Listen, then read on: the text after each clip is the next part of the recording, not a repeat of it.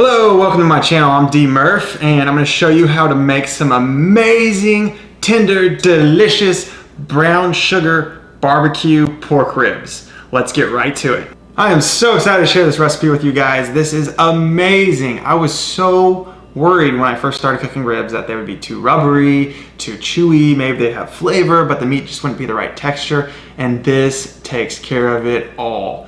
They're going to be tender, delicious, full of flavor, and it's not very hard to do. It's pretty easy. I got all the steps lined up for you. Just keep in mind it will take about 2.5 hours to make these ribs. This is a great recipe for impressing your boyfriend, your girlfriend, your hubby, your wife, that special somebody in your life. So let's get to the first steps. For your rub, that's where all the tasty, yummy flavor comes in. And I'm doing a brown sugar rub that I've kind of invented on my own using some good practices and whatnot, and then adding a few of my own personal touches. And with a rub, really, you can get some already pre-made ones at the store, you can make some yourself, or you can find some online that you really like. Just pick a rub that has the flavor that you like best. So these are some of the things that I really like. I took kind of a standard rub and then added a few to it. So 3 tablespoons brown sugar, then you have a tablespoon of pepper. I'm going to do a teaspoon of salt because you can always add more salt, and too much will kill it. Then a teaspoon of garlic powder, teaspoon of onion powder. There we go. Then a teaspoon of paprika. This is kind of a spicy paprika, so I don't usually do the full teaspoon of it, because that has a little bit of a kick to it. So a small teaspoon of paprika, some mustard. I've heard several people use mustard, so I was like, that's a great idea to add some in. So we'll get that in there, 1 teaspoon of mustard. And a teaspoon of cinnamon. And I'm adding cinnamon because I think that'll be really good with the brown sugar. And I like adding cinnamon to a lot of things. I'll add it to Brussels sprouts and my oatmeal, so let's try some in with the ribs. And I did like a small teaspoon, because cinnamon can be pretty strong. All right, so now that we got all those in the bowl, you just mix it up and get it ready.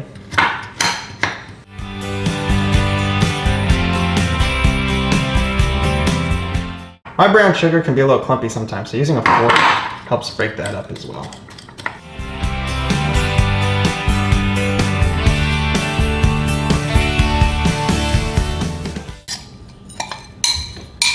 And it's ready for the ribs.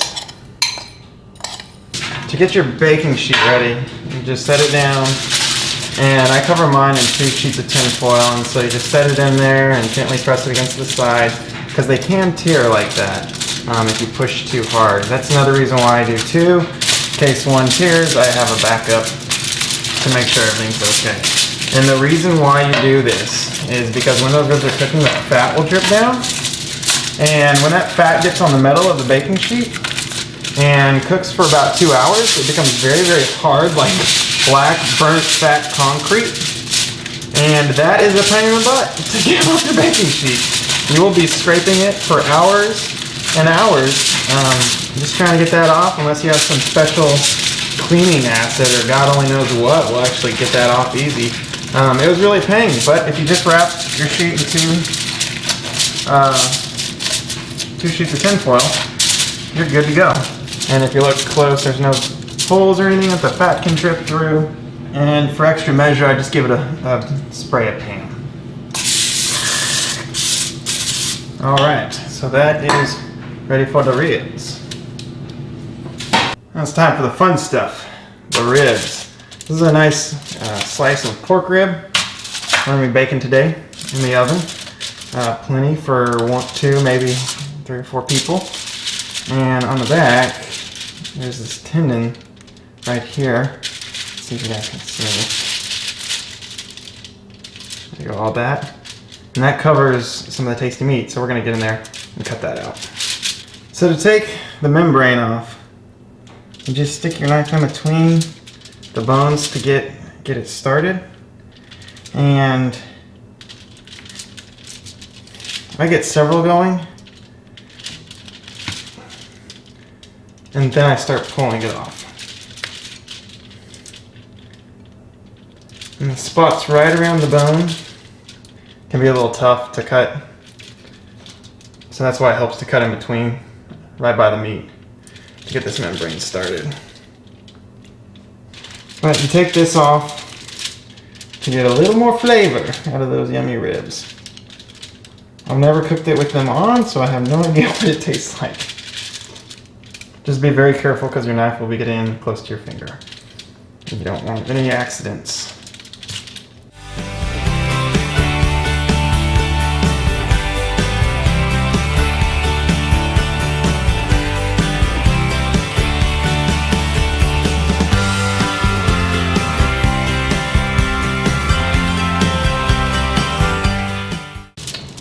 Alright, so I've cut off the membrane. That was probably one of the more difficult ones, and a little notice these bones are really curvy, and that makes it a little more difficult. It's probably an easier way to do that. I just don't know what it is yet. And so some people will wash their ribs. What I do is I always put some kind of liquid or some kind of substance over them that makes a seasoning stick. And the reason why people wash their ribs is to clean off bones, like little bits of bone on there. And I just put on this wonderful Dale seasoning. This stuff is the bomb. And just wipe it through and wipe off all the bones that I find. And for me, that is good enough. I read on several websites that if you wash your meat, there's a higher risk of contamination. So I just, you know, if you cook it, it's going to cook off all the germs and everything, so you don't need to worry about that. And if you're worried about bones or that getting into your meat, you can just use your hands to wipe those off. I've never had any problems, but you know, to each their own, whichever method you prefer. No judgment here. So just cover everything, both sides, with Dale seasoning.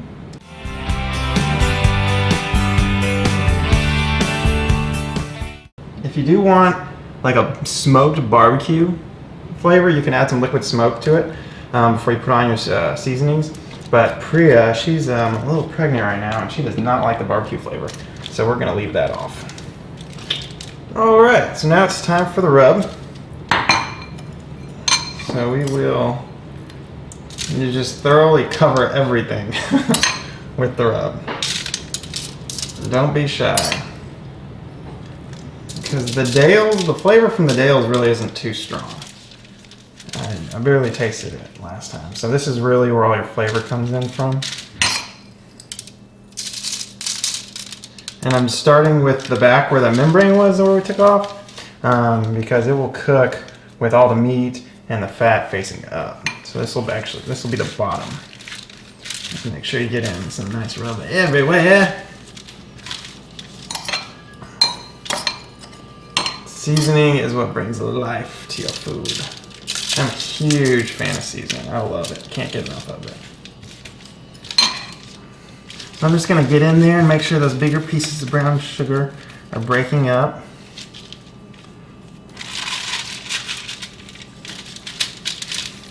And now you have some seasoning on every little bit.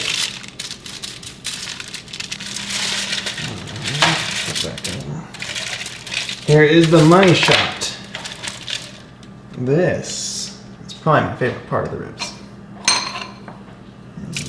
Just cover all that.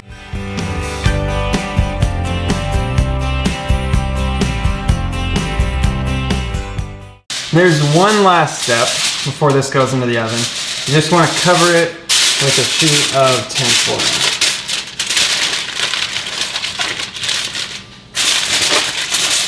And what this does is this allows the ribs to cook very tenderly. There's some steam that will be happening on the inside. And this gives it a very tender meat. So just make sure that every side is down. It's almost like a little tent, a structure covering your ribs.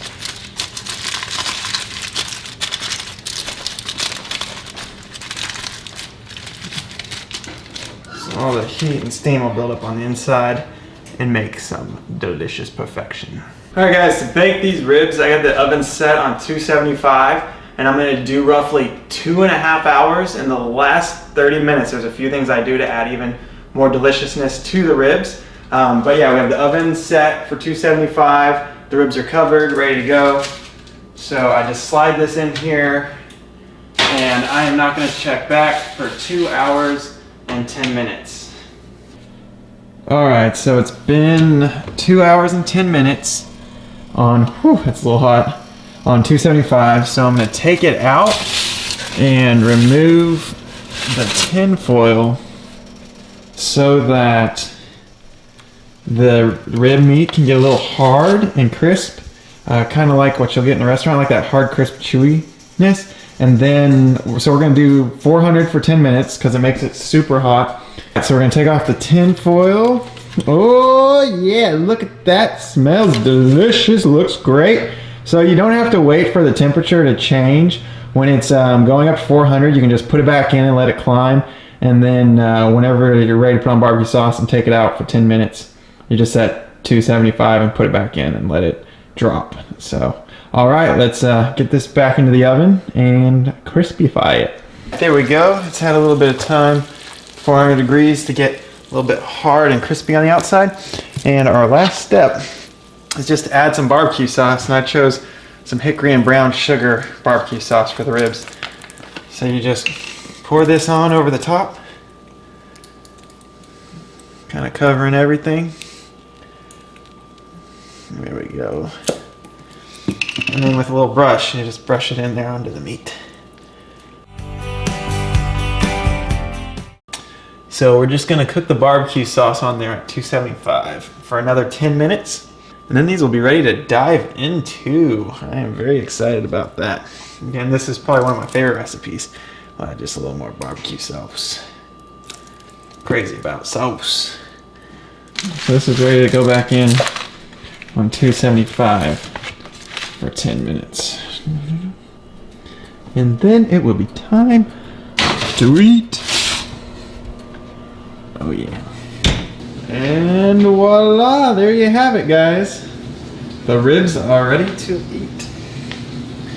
So the last thing I do, so I'll just wait probably 5 or 10 minutes before cutting into them to let it settle and cool down a little bit and lock in the flavor. Let's chop into this and see how it turned out. Let's see, we just find the bone and chop right through. Oh, beautiful.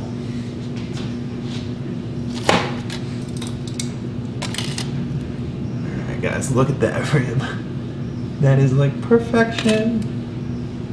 This one right here, that's a winner. Oh yeah.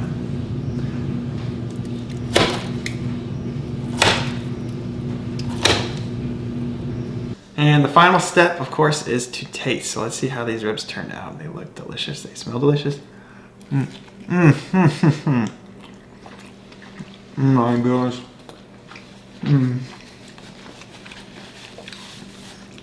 I always have some good paper towels handy, guys. These are so tender, so moist, delicious, packed full of flavor. Wow, this turned out perfect. Thank you so much for watching this video. Please subscribe for more great, awesome food videos. Give me a like. And if you have any questions or you want to comment anything, go ahead and do so down below. Again, really appreciate y'all taking the time to watch this. I hope this recipe turns out perfect for you, as it did for me. Have a great one. Bye.